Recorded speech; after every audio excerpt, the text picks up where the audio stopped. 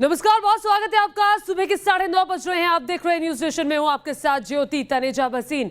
योगी की अग्नि परीक्षा, जी हां, इस वक्त पहले एक बड़ी खबर आ रही है, वो आपको बता दें। हाथरस मामले में इस वक्त बड़ी खबर यह है कि एसआईटी को 10 दिन का वक्त और दिया गया है। एसआईटी को आज सीएम को रिपोर्ट सौंपनी थी हाथरस मामले की।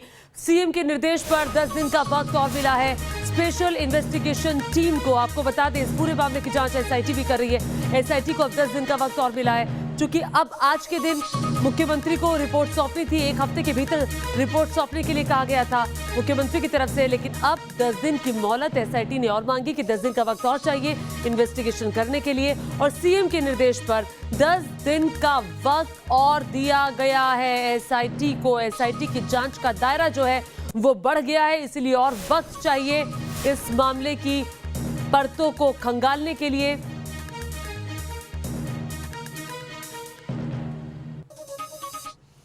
और देखिए, उत्तर प्रदेश के हाथरस केस की आड़ में इंटरनेशनल साजिश हुई। जी हां, बिल्कुल ठीक सुन रहे हैं आप, ये तो आपको पता है, लेकिन अब साजिश करने वाले तमाम साजिशकर्ता बेनकाब हो चुके हैं और योगी राज में अब इनका बचना नामुमकिन है।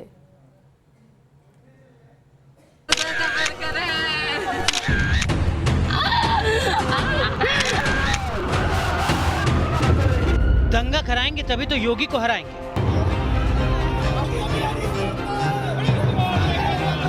हाथरस के साजिशकर्ता बेनकाब हो गए। अब हाथरस का कोई दोषी नहीं बचेगा।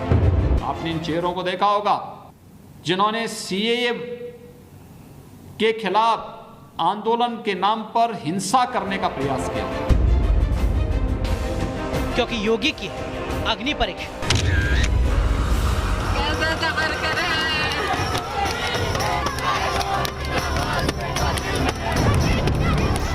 उत्तर प्रदेश की हाथरस की बेटी को इंसाफ दिलाने के नाम पर एक इंटरनेशनल साजिश रची गई थी और दावा है कि इस साजिश में राजनेताओं और टुकड़े टुकड़े गैंग ने मिलकर प्लानिंग की। आपको बताएंगे किस तरह इस नापाक प्लान को अंजाम देने की कोशिश की गई, लेकिन पहले आपको ये समझना बेहद जरूरी है कि इस पूरे मामले का अपडेट क्या है। मथुरा के पास टोल प्लाजा पर पुलिस द्वारा चेकिंग की जा रही थी।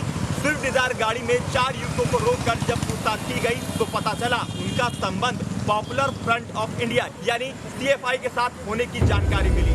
हाथरस कांड के बहाने देश में दंगों की साजिश बेनकाब हो गई है। मथुरा में जिन 4 लोगों की गिरफ्तारी हुई है, उसमें मुजफ्फरनगर के नगला का अतीकुर रहमान, बहराइच का मसूद अहमद, रामपुर का आलम और केरल के मल्लपुरम का रहने वाले सिद्दीकी को गिरफ्तार किया गया है। पुलिस सूत्रों के मुताबिक इनके पास से मोबाइल, लैपटॉप और कई ऐसे साहित्य मिले हैं जिससे शांति व्यवस्था को खतरा हो सकता था। कि सही हम लोग चीज़ें एकत्रित कर रहे हैं, सूचना एकत्रित कर रहे हैं और आपको बुला के प्रॉपर ब्रीफिंग की जाए। हाथरस कांड में उत्तर प्रदेश पुलिस ने बड़ा खुलासा किया है। दंगे की साजिश में जामिया का एक आरोपी का नाम सामने आया है। मथुरा से गिरफ्तार पीएफआई कार्यकर्ता मसूद अहमद दिल्ली के जामिया यूनिवर्सिटी का छात्र है। जी हां, वही जामिया यूनिवर्सिटी जिससे जुड़े कई छात्रों के नाम नागरिकता संशोधन कानून के विरोध प्रदर्शन और उसके बाद दिल्ली में हुए हिंसा की साजिश रचने में सामने आए थे। मथुरा से गिरफ्तार पीएफआई कार्यकर्ता मसूद अहमद दिल्ली के जामिया यूनिवर्सिटी में एलएलबी का छात्र बताया जाता है। Masood campus front of India से 2 सालों तक जुड़ा रहा है। ये संगठन पीएफआई यानी पॉपुलर फ्रंट ऑफ इंडिया का स्टूडेंट विंग है। सूत्रों के मुताबिक सोमवार को जब पुलिस ने मसूद अहमद को गिरफ्तार किया और उसकी गाड़ी की तलाशी ली तो पुलिस को हाथरस कांड से जुड़े कुछ पोस्टर भी बरामद हुए और अब यूपी पुलिस दंगा भड़काने के मामले को लेकर पूरे कनेक्शन की जांच कर रही है। धार्मिक उन्माद फैला करके साजिशन दंगा कराने, अशांति का माहौल जो है कायम करने का कुत्सित प्रयास ये लोग कर रहे हैं, जिसके तहत आज वो 4 गिरफ्तारियां मथुरा में हुई हैं। यानी जो लोग नागरिकता संशोधन कानून के खिलाफ हिंसा में शामिल थे, वही हाथरस केस की आड़ में अराजकता फैलाने की साजिश कर रहे थे और यही बात मुख्यमंत्री योगी आदित्यनाथ ने भी दोहराई है।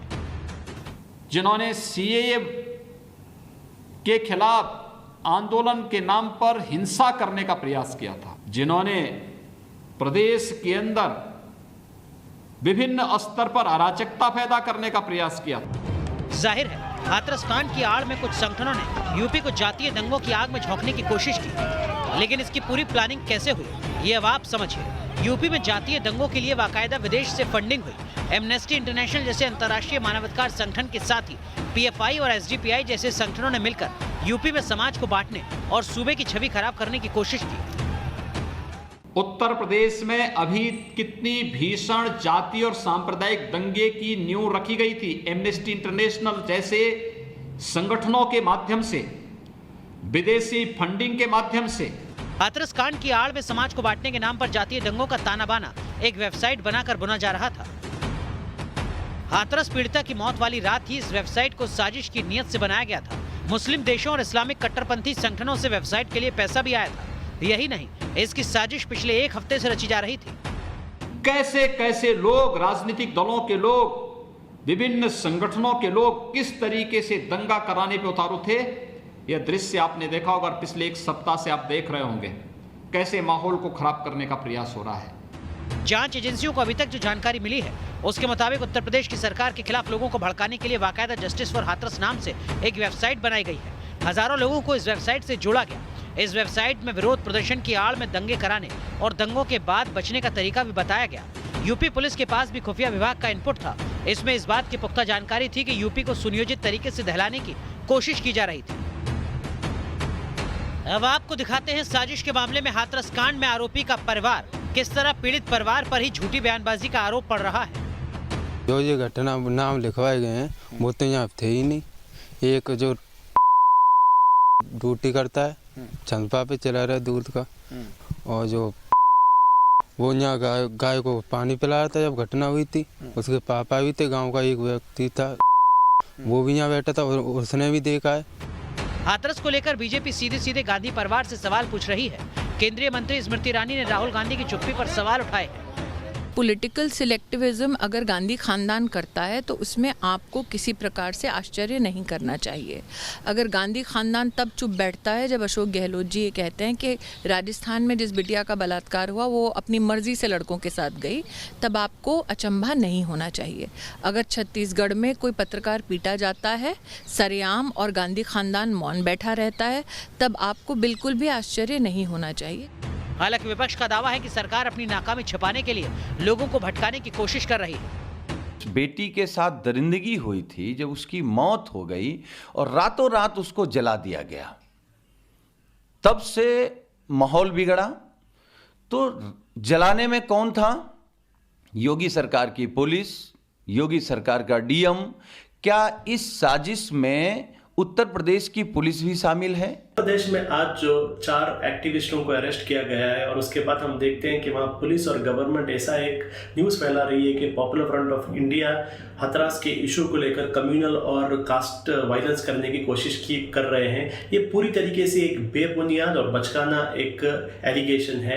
अभी तक हाथरस मामले में कुल 19 एफआईआर दर्ज की गई हैं, लेकिन मामले में एजेंसियों को दंगों की साजिश के लिए फंडिंग के भी पुख्ता सुराग हाथ लगे हैं, जिसके बाद पूरे मामले में अब ईडी भी जांच करने की तैयारी में है। इस बीच हाथरस सामूहिक दुष्कर्म मामले में आज सुप्रीम कोर्ट में याचिका पर सुनवाई हुई।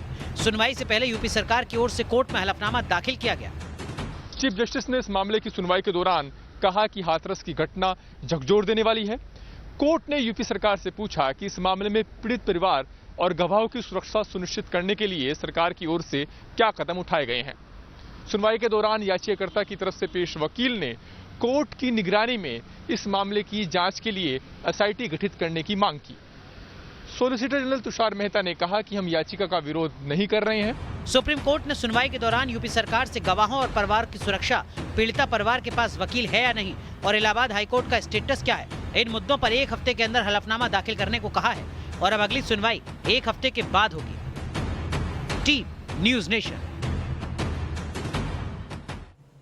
तो ये पूरी रिपोर्ट आपने देखी और आइए अब आपको समझाते हैं हाथरस केस में कॉल डिटेल से क्या कुछ बड़ा खुलासा हुआ है। आइए सूत्रों के मुताबिक देखिए ये हाथरस केस और फोन का राज क्या है। पीड़िता के भाई और आरोपी संदीप में लंबी बातचीत हुई है। सूत्रों के हवाले से ये बड़ी जानकारी आई है और बताया ये जा रहा है कि 13 अक्टूबर 2019 से लेकर मार्च 2020 तक की ये कॉल डिटेल जो निकलकर सामने आई है। इस कॉल डिटेल में क्या खुलासा हुआ है? कॉल डिटेल में खुलासा ये हुआ है कि दोनों के बीच में 104 बार बात हुई है। 100 से ज्यादा बार पीड़िता के भाई और आरोपी के बीच करीब 5 घंटे हो चुकी थी बातचीत। सूत्रों के हवाले से ये बड़ी जानकारी है। दोनों के घर केवल 200 मीटर की दूरी पर है। उसके बावजूद भी 104 बार इन दोनों के बीच में बातचीत हुई है और ये कॉल डिटेल से बड़ा खुलासा हुआ है हाथरस केस में। ये बहुत बड़ा डेवलपमेंट है।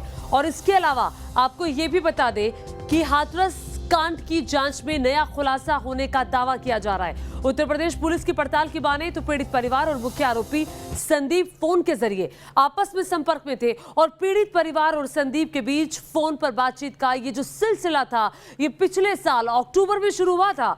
यूपी पुलिस के इस दावे के बाद अब हाथरस मामले में कई सवाल उठ रहे हैं।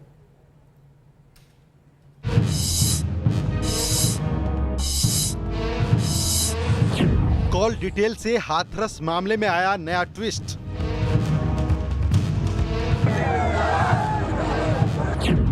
यूपी पुलिस की पड़ताल, पीड़ित परिवार पर उठे सवाल।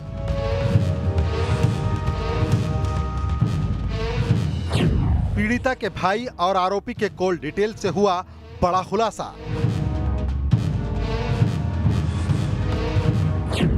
पीड़ित परिवार के भाई और आरोपी के बीच थी गहरी जान पहचान।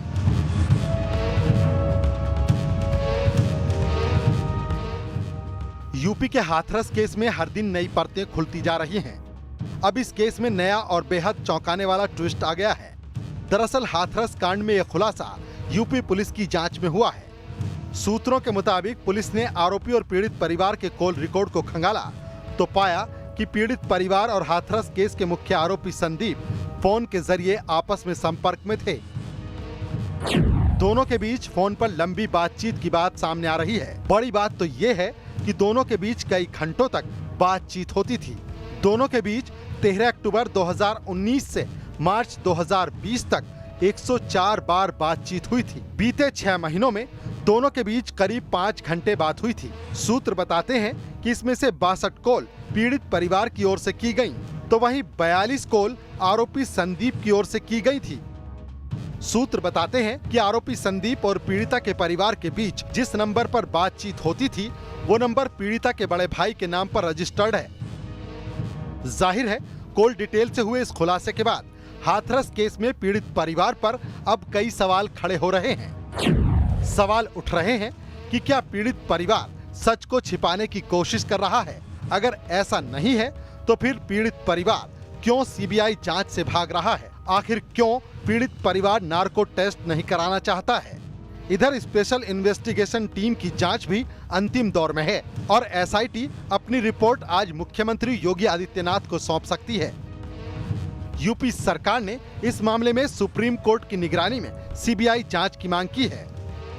इस बीच मंगलवार को देश की सबसे बड़ी अदालत में एक याचिका पर सुनवाई के दौरान सुप्रीम कोर्ट ने हाथरस की घटना को भयानक बताया और शीर्ष अदालत ने यूपी सरकार से गवाहों की सुरक्षा के लिए राज्य सरकार से हलफनामा मांगा। Team news nation. और इस बीच बड़ा अपडेट आपको बता दें, अब 10 दिन का वक्त एसआईटी को रिपोर्ट सौंपने के लिए और मिला है। एक छोटे से ब्रेक के लिए रुक रहे हैं, आपका ही मजा आएगा, देखते रहिए न्यूज नेशन।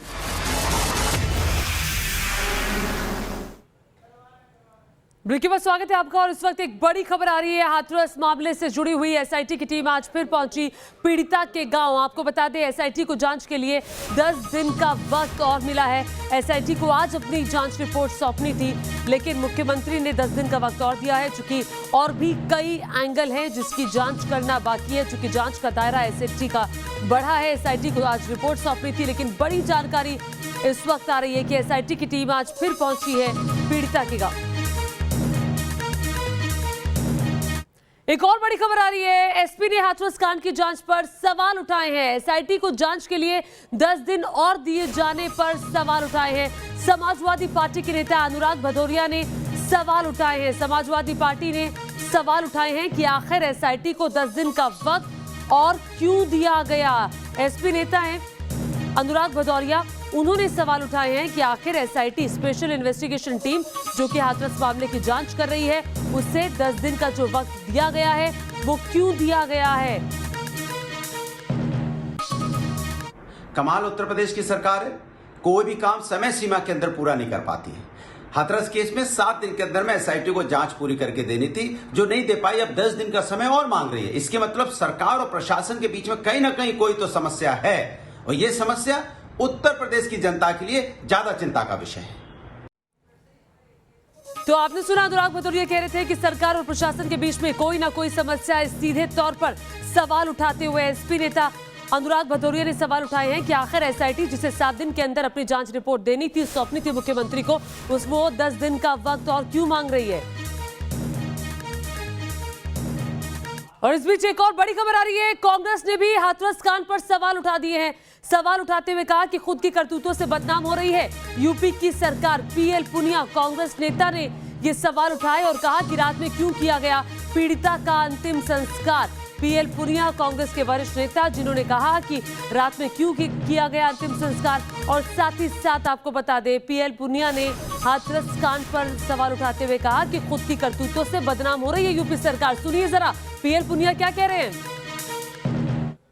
कि योगी सरकार के खुद के अपने कृत्य हैं जिसकी वजह से वो बदनाम हो रही है, वरना रात के अंधेरे में बगैर परिवार की उपस्थिति और उनकी सहमति के, बगैर संस्कारों का पालन किए हुए जो पीड़िता की डेड बॉडी को जलाया गया और जिस प्रकार पीड़िता को अपमानित करने का रोज रोज प्रयास किया जा रहा है, उसे स्पष्ट है कि सरकार के अपने कर्तव्य हैं, करतूत हैं, जिसकी वजह से वो बदनाम हो रहे हैं।